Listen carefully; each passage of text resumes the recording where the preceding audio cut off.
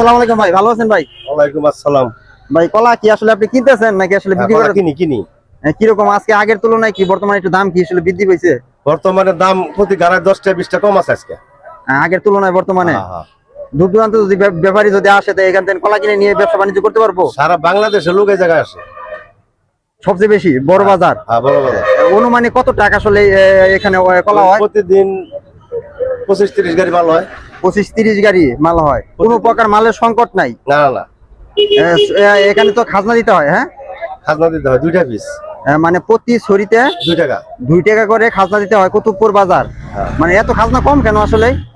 এটা কম বাজারে যারা এটা মনে করেন কোনো পাল্লাপালি কোনো ডাক নাই। হ্যাঁ, এটা ব্যবহারিক সুবিধার জন্য এরা খাজনা কমাই দিছে। ব্যবহারিক সুবিধা। আমরা কিন্তু ইতিমধ্যে আরেকটা বিষয় কিন্তু শুনছি, ওইখানে জিজ্ঞাসা করছিলাম যে লেবুর কোনো প্রকার খাজনা নাই কিয়া?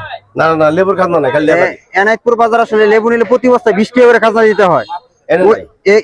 ওইখান থেকে বর্তমানে আপনাদের এখানে এত খাজনা কম কেন? এটা আপনার হাট কমিটি ব্যবহারিক সুবিধা দিছে। সুবিধা দিছে, হ্যাঁ।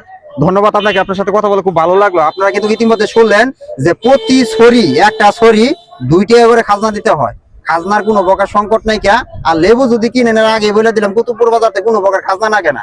আর যদি অন্য বাজার থেকে কিনেন তাহলে খাজনা অবশ্যই দিতে হবে। আর বেশি বেশি যদি শেয়ার করেন তাহলে অবশ্যই দূর দূরান্ত ভিডিওটা যাবো, সবাই দেখবো, দেখে আসলে অবশ্যই কলা কেনার জন্য আসবো, ব্যবসা বাণিজ্য করতে পারবে, ইনভেস্ট করতে পারবে। এই শুভকামনা করেই এই পর্যন্ত শেষ করছি। সকলে ভালো থাকবেন, সুস্থ থাকবেন। আল্লাহ হাফেজ।